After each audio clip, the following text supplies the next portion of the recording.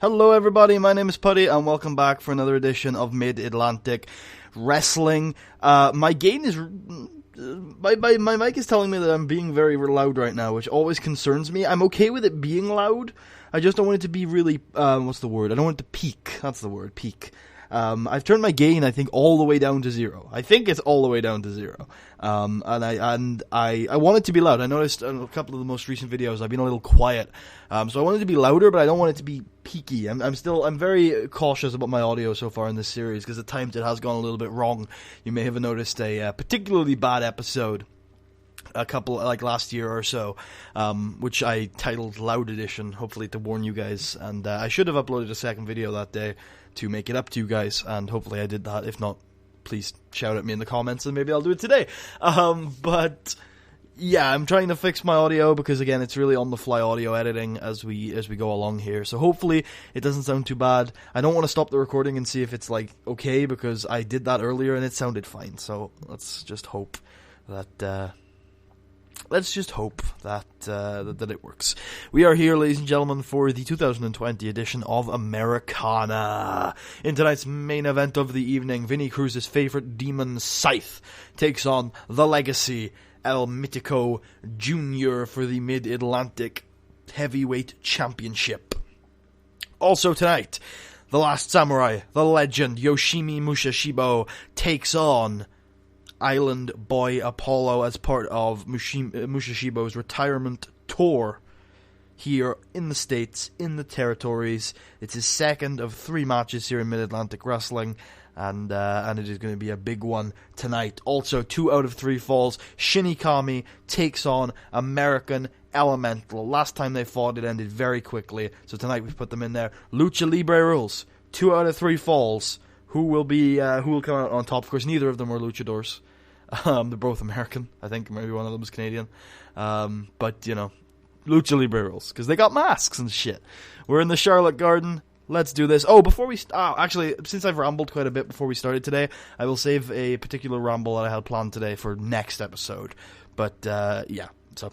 you don't really need to know about that. We're in the Charlotte Garden. Let's get started with Americana. We open up the show with George Wolf, the leader of Team Progress, defeating Huracan by pinfall with a spear. George Wolf bringing that brutal, destructive force that he is. One of the most dominant athletes in Mid-Atlantic Wrestling history. A 2-time Ripcord Invitational Challenge winner, coming at Huracan with those nasty, brutal beatdown maneuvers that George Wolf is known for. You know, those nasty, stiff-looking suplexes mixed in a little bit with those punches, those chops. You know, the really nasty chops that you can hear all throughout the Charlotte Garden. Then sometimes mixing in a nasty brainbuster or a big powerbomb, just like twisting Huracan. He's not a small guy, but he's small compared to George Wolf. And, you know, when he gets powerbombed, he just twists into unnatural shapes. And in the end, it's the brutal, destructive, clubbering force of George Wolf that ends up picking up the victory against the young, fast-paced, exciting upstart that is Huracan, but a good run out for him. So we move into a 62C as Ernest Youngman defeats Horndrill by submission with a crossface check and wang. Excellent stuff from the World Heavyweight Champion as he gets a run out against Horndrill. Horndrill bringing that big, bulky brawler attitude, not unlike we saw from George Wolf earlier in the night, but Ernest Youngman able to defuse the situation, able to grind down Horndrill, able to get him down on the mat and do that charismatic, flashy grappling that we know Ernest Youngman is capable of. And the wrestling machine, the greatest there's ever been, the assassin of the squared circle, looks at the crowd with a wink, draws in all that Charlotte Garden energy as he transitions from hold to hold, from hold to hold, just wearing down Horndrill until eventually locking in that crossface chicken wing, the most deadly submission maneuver in all of the territories today. And Horndrill has absolutely no choice, the youngster, putting on a good display for himself for sure, but has absolutely no choice but to tap out to Ernest Youngman.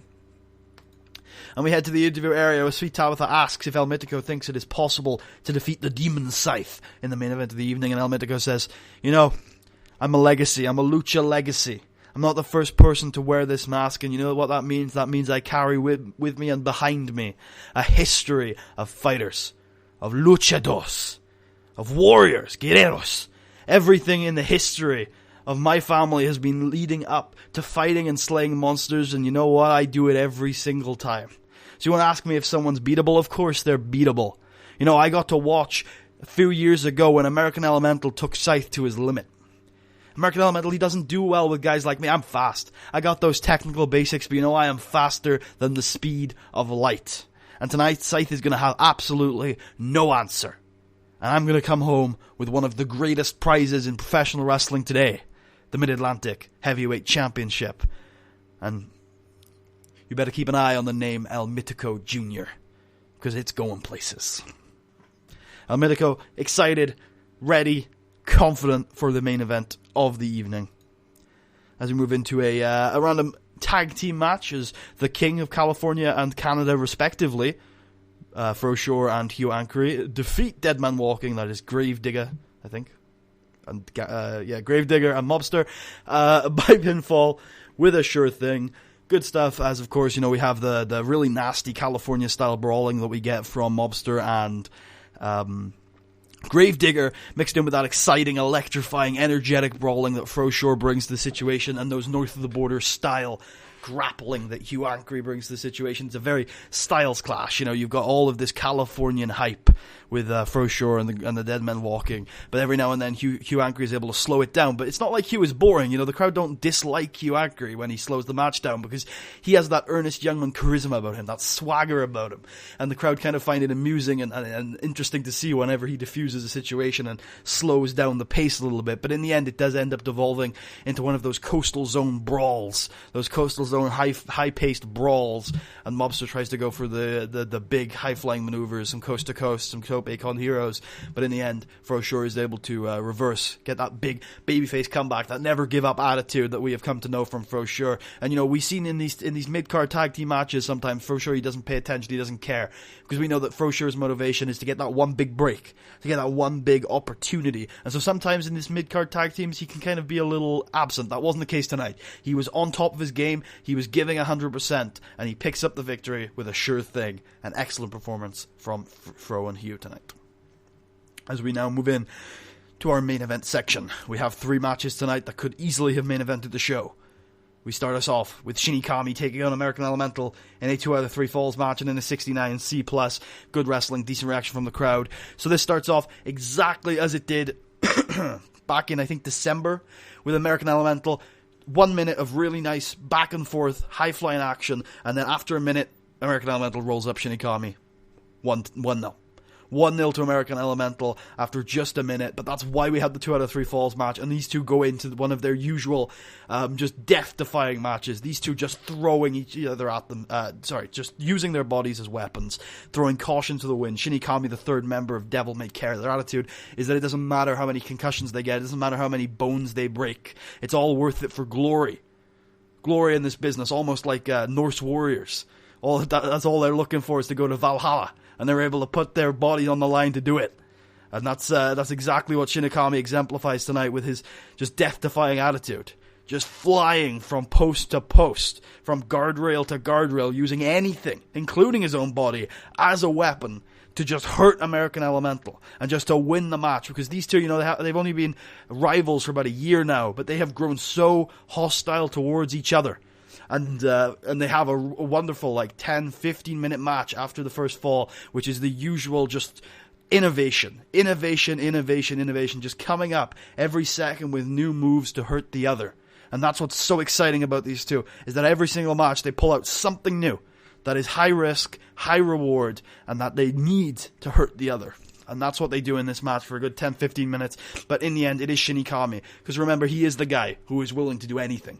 American Elemental, he's good. He's very good. But maybe he lacks that killer instinct that Shinikami gets. And he picks up the second fall. The match very much changes pace after the second fall.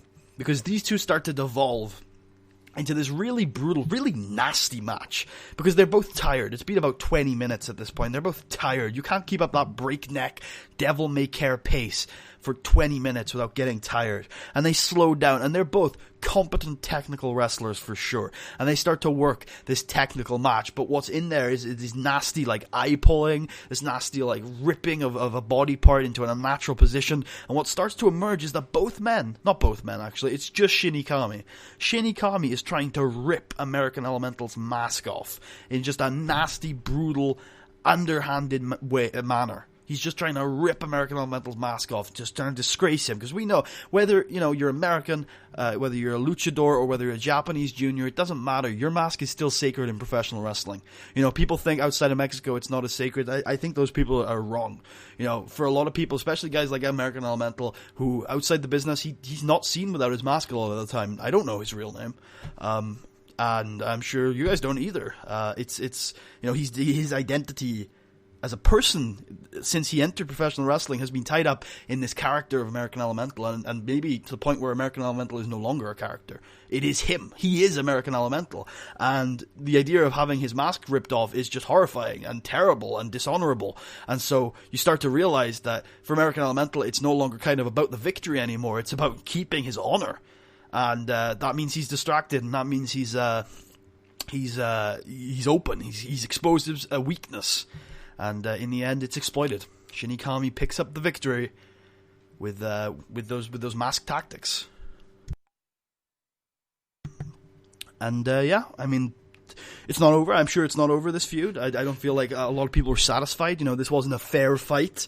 This wasn't. It was kind of a fair fight, but at the same time, there's definitely some underhanded tactics that could taint the victory. So I'm sure this feud isn't over. As we move into the last samurai, Yoshimi Mushishibo taking on the Island Boy Apollo in a 52 D plus. In a decent match, as Island Boy Apollo does defeat Yoshimi with an Island driver back and forth. I don't know why Yoshi's performances have been so low since he came here. I get that he hasn't got a lot of pop. He's got basically no pop, but neither is anybody else on the roster. And his stats are still really good, and his time decline isn't that bad. Anyway, whatever. I don't really care. Clearly I do care, but I don't care that much. Yoshi has control over a good five minutes of the match before, obviously, it switches to an Island Boy Apollo carry job, because, there's only so much we can do with Yoshi, and Yoshi tries to, fight back that fighting spirit, that last samurai spirit, but in the end he gets put down with an Island driver, and after the match the two embrace, they shake hands, and there's an element of respect, and it is announced, put over on comms and announced over the tannoy, that next month at Old School Rules, Island Boy Apollo is going to get a title match against whoever wins our main event of the evening. As we head to the interview area, where Vinny Cruz gets on the mic and says, "None of you seem to be getting it. I hear people like Island Boy Apollo and Mitico Jr., they're talking about strategy. They're talking about, things that can help them beat Scythe. They can take the title away from him. Scythe barely even knows he's the champion. Scythe barely even cares he's the champion. Scythe isn't here to defend his title. Scythe isn't here to engage you in professional wrestling matches. Scythe is here because he likes to inflict pain. And I facilitate that pain in exchange for glory and money. The only reason why he's champion, because that's the best way for me to make money. And me making money means he can inflict more pain. I can take him to New York. I can take him to Puerto Rico. I can take him to California. Scythe doesn't care that he's the champion, and that makes him the most dangerous champion in the history of this business. Because he's held on to that title for over 1.5 years now. And that's without even caring about holding it. You guys don't seem to understand. He's going to hold that title forever. Because there isn't a single person on this planet that is capable of beating Scythe. He's the demon. Not a literal demon, that would be stupid. He's the demon. He's a monster. And he has to be convinced, month in and month out, not to hurt you too badly, or risk jail time. I have to convince him to stay within the limits of a professional wrestling match so he doesn't have to take a break from inflicting pain. You think that this has been Scythe at 100% over the last couple of months? Last couple of years? The amount of power that Scythe is holding back, the amount of power that he has to hold back, is more power than any of you have on your best days.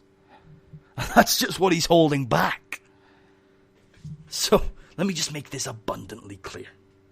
Nobody is going to beat Scythe.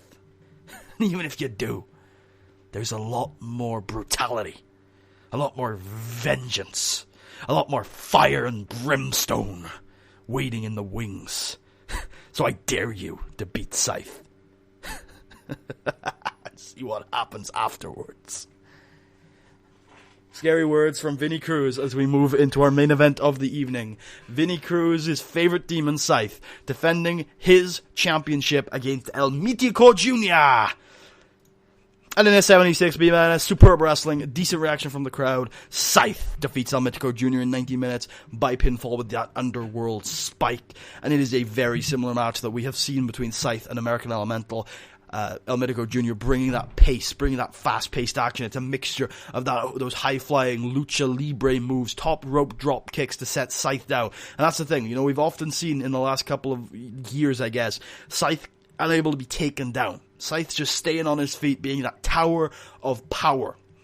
And that's been one of the hardest things for a lot of guys. It often takes them the entire match just to get Scythe off his feet, get him to take a bump. El Mitico Jr., he's got that pace, he's got that speed, and he's got that power. And you know what? A big drop kick from a 240 pound man off the top rope is going to take anybody down. And that's what happens. Scythe gets a drop kick square in the chest, and within the first minute, Scythe is rocked. Scythe is rocked. And El Mitico Jr., he's got more than just spot monkey attitude in his repertoire. He's got more than just top rope risk taking maneuvers. Because immediately after Scythe hits the ground, El Mitico Jr. smells blood, and he starts transitioning to that excellent lucha libre base style technical wrestling, working on that left leg, making sure that Scythe will stay down.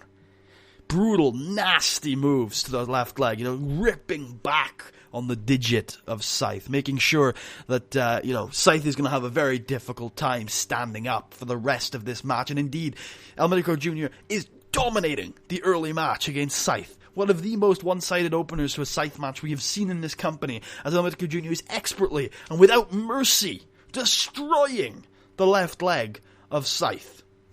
And indeed it works. Scythe is down, Scythe is rocking, and Scythe is hurt. He's in trouble, and he's got to fire back, and indeed Vinny Cruz trips up El Mitico Jr., and as we have seen in the past, if even the slightest thing seems to be going wrong for Scythe, Vinny Cruz, despite his confidence in his client, he seems to kind of get across in his interviews, is very, very keen to make sure he cheats to keep the advantage in the Demon's court, Demon's side of court, keep the ball in the Demon's side of court. And indeed, Scythe, also like a shark, also smelling blood, sees the opportunity as El Mitico Jr. just gives that slight second, and suddenly Scythe is a demon possessed. He is a beast. He is a bull in a china shop. You know, like Cameron Jones style momentum professional wrestling. He just leaps to his feet. You know, he stumbles a little bit.